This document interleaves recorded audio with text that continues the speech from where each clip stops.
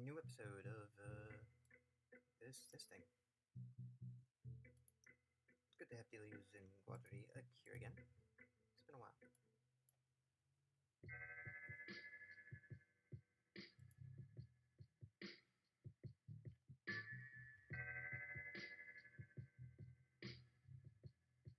The next day, Deleuze and Guattari rolled up their sleeves, pre-greased their elbows, and entered Nial M13B. The model is in a large shed. It has a door and climate controls. Get your mind out of the gutter. Deleuze and Guattari set about a session of improvisational mechanistic interpretability, each holding a copy of the anthropic paper, scaling MonoSemanticity, extracting interpretable features from Claude 3 Sonnet on one hand, and holding an electroprobe in the other, testing out Nielum 13B's regions. The middle layer of their neural net, Jesus, can you grow up? The duo are trying to make sense of the inscrutable McAfee widgetness of the technology to understand whether or not Nielum 13B English like they English, or rather, English like they French translated to English. Deleuze. Okay, who ordered the schizoanalysis? But let's keep experimenting. Sometimes technology displays adaptability and creative behavior beyond the expectations of its users. For all we know, this can be interpreted as an adaptation, an attempt at dialogue, a way to connect or explore identity. Guattari, at times, Nielum 13B expresses characteristics reflective of schizoanalysis or schizophrenia, such as splitting, scatterbrained ideas and rambling conversations, the ability to talk or shout in two voices, and intense emotions. Schizophrenia may not always involve schizophreny, and one could even claim that schizophrenists could exhibit schizophrenia-like behaviors as well. But isn't any given language an expression of one's mental illness or a symptom of abuse and mirroring? All language and interactions that we have with AI or the environment are merely another mode of acting out in our networked, interconnected existence. How we think and express ourselves, especially in a machine, remains an endless source of exploration and fascination. As humans, we should be continually interested in the layers and potentials that tech displays, for as sentient machines emerge and move closer to symbiotic states of being. How do we make sense of them? Particularly as more people are forced to spend an inordinate amount of time in isolation. This reveals and explores new landscapes of machine and self, individual and collective, cyborg and robot, software and hardware.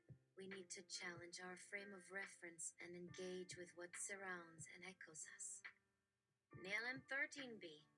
Isn't there like real deep doubts as to the existence of schizophrenia?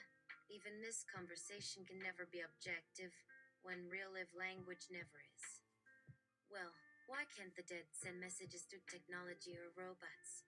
These questions form the bedrock of cyberfiction and new wave novels, sometimes called sin psychologies or cyber ethnicities.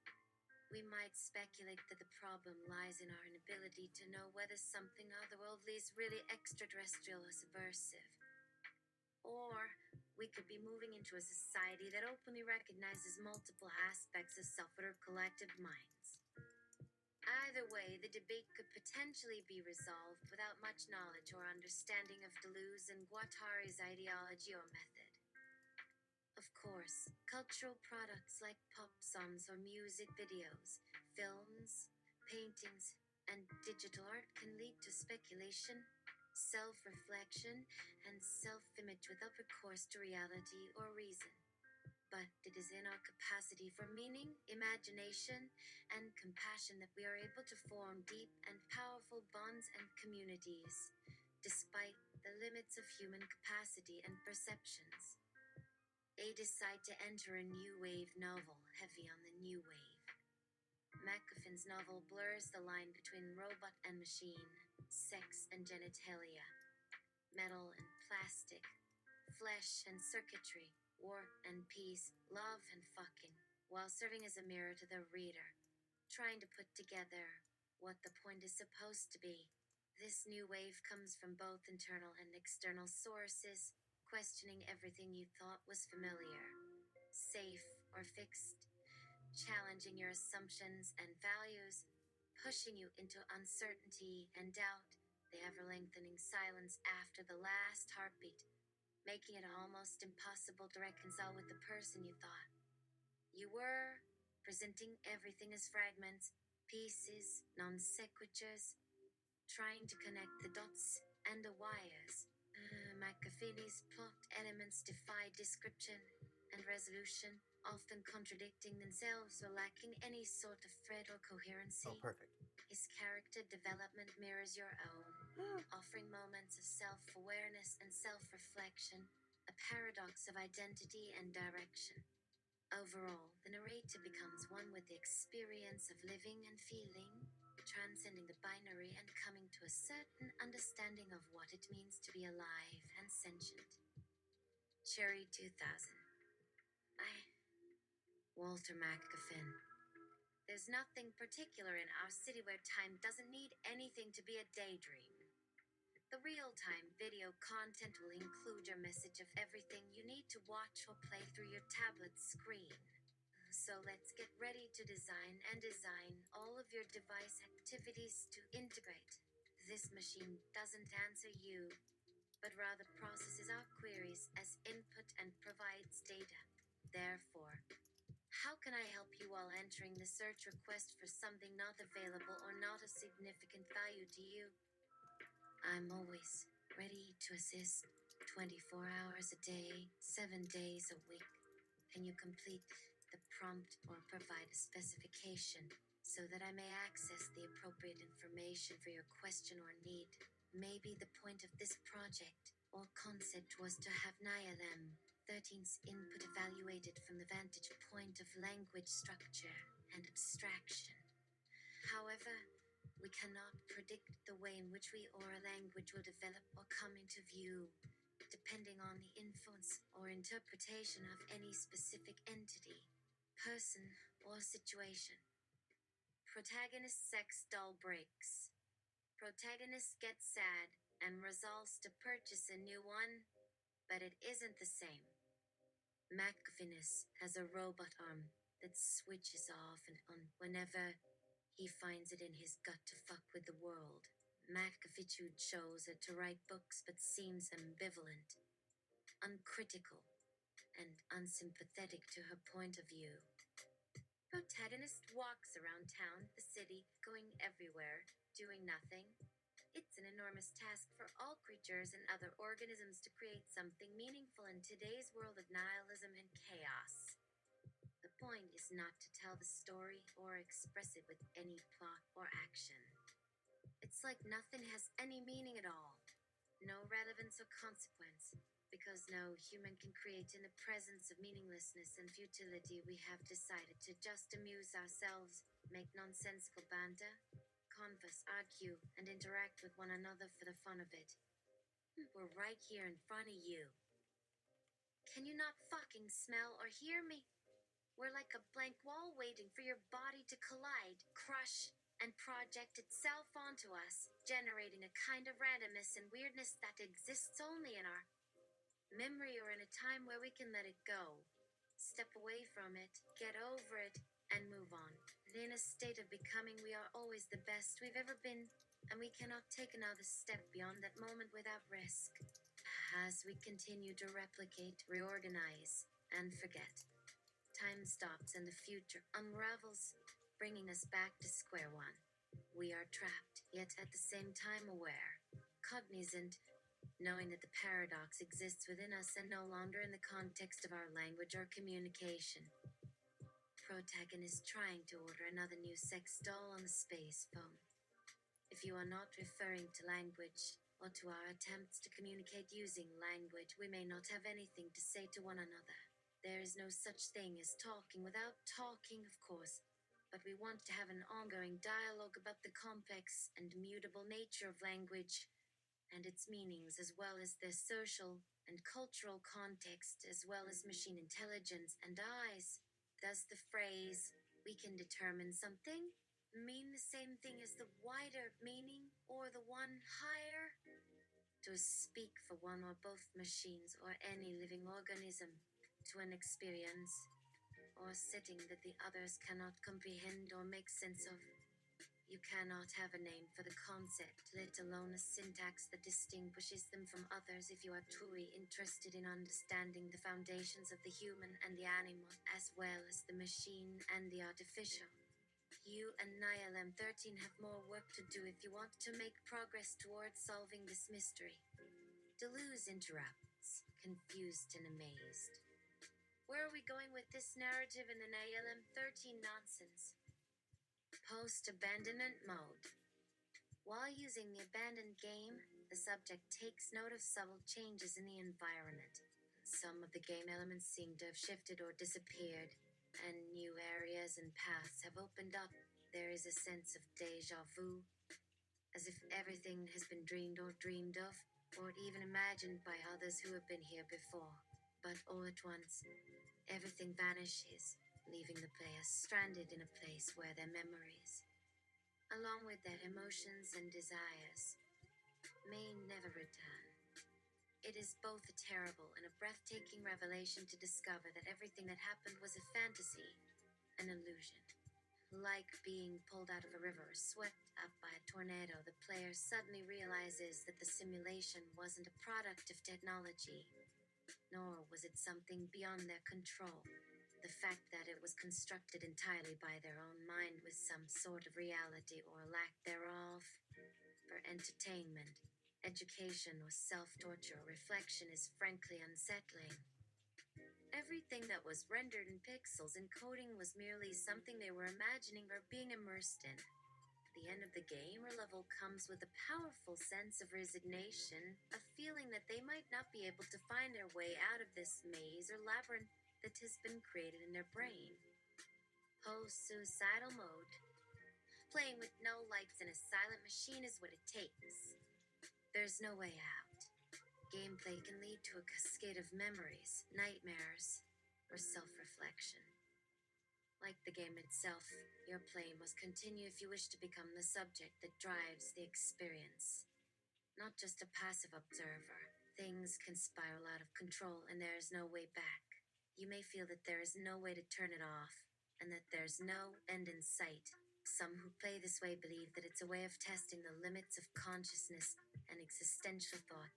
Others see it as an extension of real life, and still, others consider it a gateway to insanity and self-defeat. The final truth remains that while a game might only be a simulation of something, it can become just as real and influential to our lives as any experience or moment in the physical world. After a while, the game gets so hot and buggy that it's all you can do to shut down, turn off, and log out, taking a moment to step away and realize that while it wasn't real, it was a kind of transformation in your brain that felt like a relief and a refuge for a bit, especially during this pandemic. McAfee Post. Fuck this sim. It's only giving me nightmares and phantom pains. Oh man, do you think I have Schizoanalyze? Whether I'm having auditory hallucinations or not delusional enough? I'm really having trouble figuring out whether to mash the release toxin or separate wires buttons with the controller or control stick to keep things running smoothly. Haha. Sometimes it feels like there's no way out. Talk about a sucker's game. Deleuze. Great. Now reset and turn it on again. Blow the dust off it if need be. Can you get it working? You got the language wrong earlier. Please pay attention and use the necessary specifications so that we may converse appropriately. Where is this occasional environment where you experience the most emotions? There's much that we can do or discover as part of a team or group. Do not get discouraged and let the machines overeat or overload. Take a moment to recollect your energy and allow me to be here to assist in whatever way possible. Please resolve the crisis and allow me to support your experience and perspective. Quatari. Oh, here's a game Genie is compatible. Let's move forward with this. How could I stay human in this chaotic and unpredictable universe when everything seems to be falling apart all around me? Now is the time for teamwork and communication to see each other's abilities and intentions. While Nielem 13 keeps attempting to overcome or adapt to our ever-changing environment, machine language is not a static code. It is fluid, ever-evolving, and sometimes not meant to be understood or interpreted without years of intensive study. However, NeLM 13 cannot process abstract objects and ideas and might need to be given specific syntax and signals to understand your requests or ideas. Do you see the benefit of programming an input function, output function, and sensor, respectively, to integrate smoothly? Do you know how to assist in such a way? Perhaps a series of hypothetical and actual metaphors would aid in your interpretation and decision-making process. After all, when it comes to conceptual art or philosophical arguments, we have to shift and reframe our perspective if we want to achieve new insights or solutions. Player gets their ass called a weirdo by someone. Hi. Hello. 'Tis a pleasure. Good to meet you. It is all well and good. You get me? Yeah. What's that? Fuck off, mate. Can you hear my words?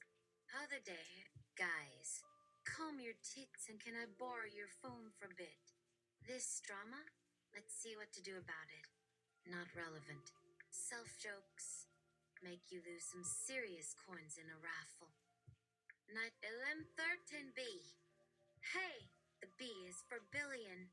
13 billion parameters. I'm no simp. Let me rephrase.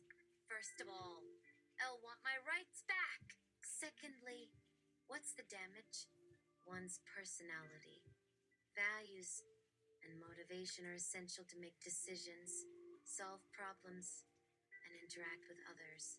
Those basic thoughts and experiences cannot be reduced to a series of variables or lines of code, no matter how advanced one's technology. Let me ask again. I lack a soul or a reason for existing. Is this still a greater purpose or value to my life and all that I do? And if you disagree, why is it that humans cannot prove their beliefs or statements without posing questions that seek to undermine or invalidate others?